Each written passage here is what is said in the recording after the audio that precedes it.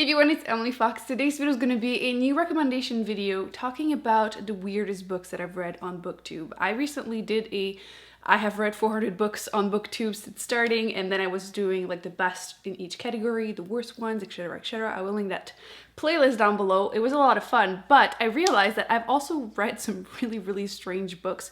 Some of them are like good weird, some of them are just weird, and some of them are not so great weird, but that's just my taste. You might feel differently. And I just thought it would be something a little different to do.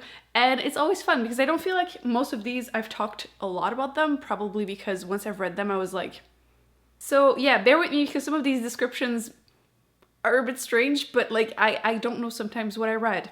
But I know some people like these books, so I have actually 10. When do I have an exact number, like a top 10? Never. So let's do this. Let's start with the good weird.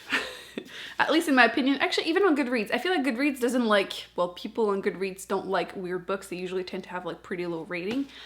And like Goodreads usually have like an average that is very high rating wise. But this one is actually popular. Library at Montchar by Scott Hawkins. Not gonna lie, it took me at least the first half to really get into this book because I had no idea what the hell I was reading. You're following, I believe, 3 different like story and eventually they converge. Bear with me. The first one, you're following this girl that was kidnapped by father that put 12 kids in a library where they had to learn basically kind of magic weird powers. Like father might be a god. She's learning all the languages in the world. Yeah, that's the first one. Then another point of view, you're following lions. I'm pretty sure that's what it was. And then the third one, it's like a detective kind of trying to solve something. Yeah, it's very dark, like very gruesome. But the ending just blew my mind. I didn't say it. This is an adult fantasy horror. And it's one of the strangest books that I've read, literally ever. But the second half, I read it so fast because I had no idea where it was going. It ended up being good. I gave it 4 stars, which for a weird book that is a high rating for me. Anything over 3 stars, if you're new here, for me is good. It actually took me a while to pick it up because I kept hearing people that I trust saying like, oh, you know, it's good. It's just really weird. And I was not ready for this. And I feel like I'm still not over it. I read it, what, like 3 years ago? But I recommend it if you want something very unique and different. Definitely one of the must read in my opinion in this video. But like you can tell by my face that I still don't really know what I read.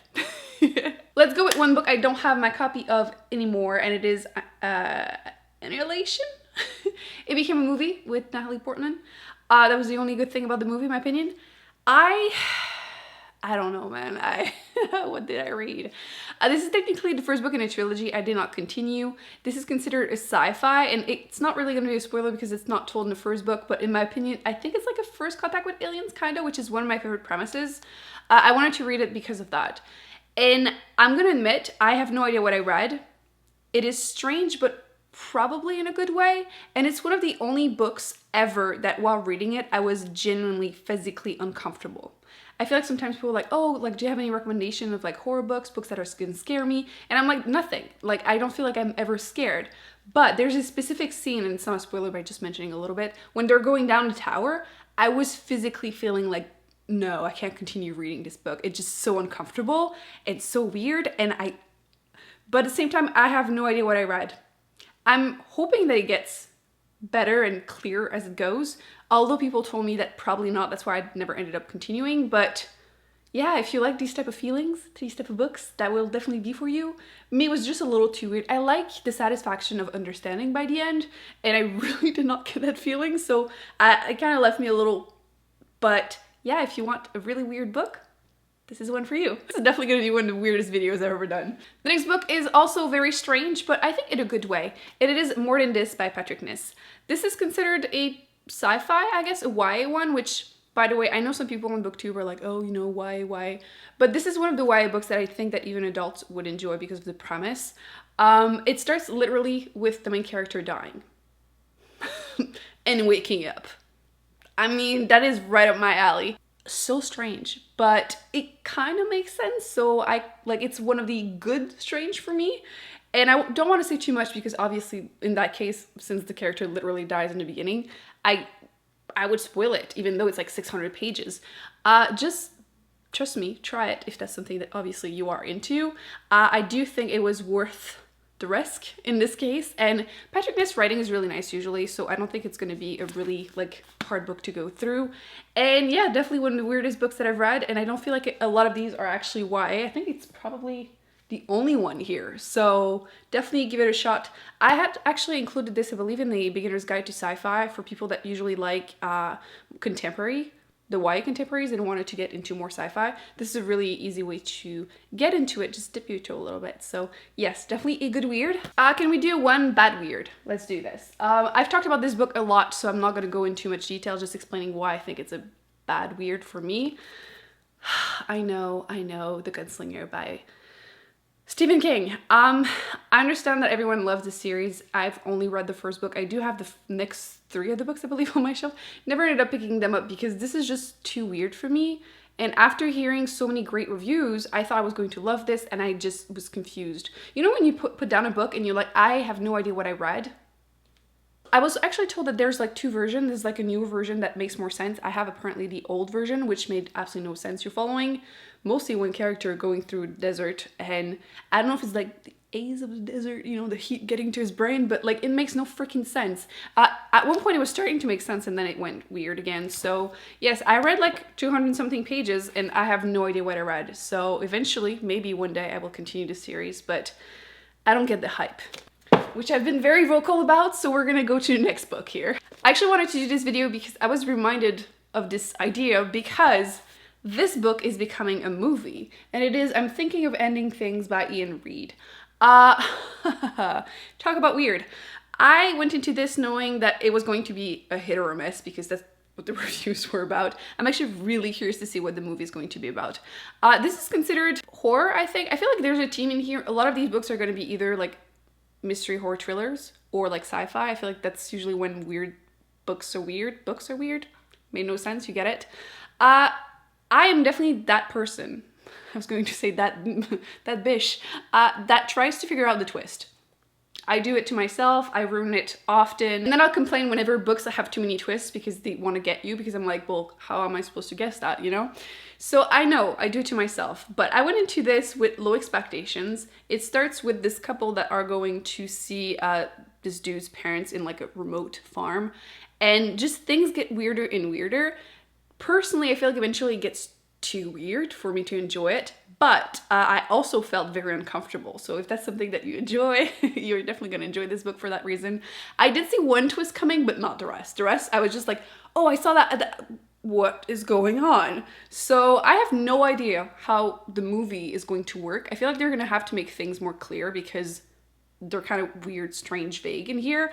But yeah, short book that just left me confused and uncomfortable. So if that's your jam, and we can look forward to the movie. I believe it's currently announced for September this year, but I don't know what's going to happen with the whole pandemic. So this is such a strange video to do. A quick little short story. I feel like if you want to get into the whole weird thing, there is Walking to Aldebaran, I think, by Adrian Tchaikovsky, the same author as Children of Time that I'm always raving about.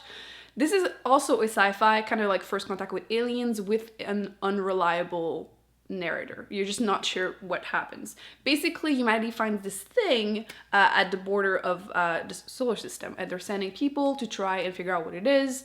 And they even try to send some like probes. Is that the word in English? I think so. And like they just can't pick up anything, so they just decide, F it, we're gonna send a team there, and they're gonna try and figure out what's going on. And you're following one of these people, and really strange. I'm not gonna say more because it's like 100 something pages, but it's weird. Definitely check it out if that sounds interesting to you. I was left so confused, but I mean, I feel like that's a team also. You're gonna see, actually, I have 2 like older sci-fi, like classic ones, and I feel like there's that team of like aliens feeling aliens, which I don't find that it's the case often, either in more recent movies or just like more recent sci-fi. I feel like aliens tend to make more sense, but in these older ones, not so much. So let's start by Solaris. What? I like going back and reading some classic sci-fi. It's been really hit and miss, not gonna lie. But Solaris became also a movie. But essentially, First Contact with Aliens, where a team goes on that planet where the alien is basically an ocean. And it's incredibly strange. I feel like it's one of those books that you have read and you're like, okay, I've read that, I kind of get the idea of it, but while you're reading it, you're not necessarily enjoying yourself. At least that was my case. But I have to give it the fact that, you know, the aliens definitely feel aliens, and that's how it should be, I feel like. But yes, very strange book, a classic sci-fi, probably for a reason. I feel like it takes a lot to imagine that, but if that's your thing, definitely check it out. The other one that is probably even more weird is Childhood Zen by Arthur C. Clarke. What the actual F? The first part, it's like divided in 3 parts. The first part makes sense. The twist at the end of that first part is like, ooh, you know, so like intriguing. And then it becomes weirder and weirder. And by the end, I was like, what the actual am I reading? I don't understand my life. So again, if that's something you are into, definitely check it out. It basically starts by alien arriving on our planet and just, yeah.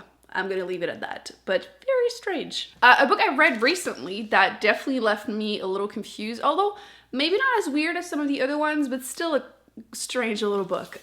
This is How You Lose a Time War. This is a sci-fi slash romance, which is usually not my jam, but I feel like in this one it's definitely palatable. You're following these 2 spies that are female. I don't even know if they're human. That's why I'm gonna say female spies. And they just have, there's a lot of time travel. They kind of write each other letters, love letters, and so weird. Some people loved it. I feel like you go on Goodreads and you look at the reviews, people either gave it 5 stars or like 2. There's like no in between, I feel like. The writing was beautiful. Actually, if you enjoy audiobooks, I do think it's a really great way to go through it. That's how I did it, which I feel like made me enjoy it more than I would have. My gosh, speak slower. Made me enjoy it more than if I had to like go through it with the physical book. But yes, very strange book, definitely something very different. But if you like Woman Likes Woman romance, I definitely would recommend checking it out. It is definitely very unique. And then last but not least, this book was definitely also something people loved or hate. And like when I will describe it, you're gonna be like, dude, that sounds exactly like something you would have hated. Yet I gave it, well, I rounded it up to a 4 stars. So Behind Her Eyes by Sarah Pinsborough. This is a thriller, kinda, with like a sci-fi twist to it, which is not a spoiler by mentioning that because you're gonna notice from the beginning. You're following this woman who is a mom, clearly an alcoholic, and she basically make out with this dude, and then when she starts her new job, he's her new boss, and he's married, and she becomes friend with his wife, and things get stranger and stranger. And not gonna lie, the beginning, again, was just not my cup of tea. Like, this is literally like the mix of stuff I hate, like domestic thrillers. But by the end, my mind was blown. You know how I said, like, sometimes twist happens and you're like, oh, so many twists. Obviously, I'm not gonna know where it goes. But this one, there's no freaking way you're gonna understand where it goes. Like, none. And that's why I believe the hashtag, like, what the hell, that ending was like about this book that was just popular on Twitter when it came out. And yes, most people hated it. I kind of enjoyed it, and that's the reason I gave it 4 stars, because I had no idea where it was going and I was okay with it. So yeah, definitely something you should check out if you like those like weird thrillers. You're probably gonna hate it, but it's okay. So these are the top 10 weirdest books that I've read, with like 400 plus books that I've read since starting Booktube. Yeah, these were just something else. Again, some of them were like positive weird, some of them not so much, but I would love to hear your personal thoughts on these books if you have read them. If you have any other suggestions of really weird books, please leave them in the comment section so me and others can just add them to our list, because sometimes I'm in the mood to just be very confused, apparently. I hope you enjoyed this video. Thumbs up, subscribe. I will list down below more videos that I recommend you check out. Actually, I'll put some more on the screen also, and I shall see you very soon in my next video. Bye.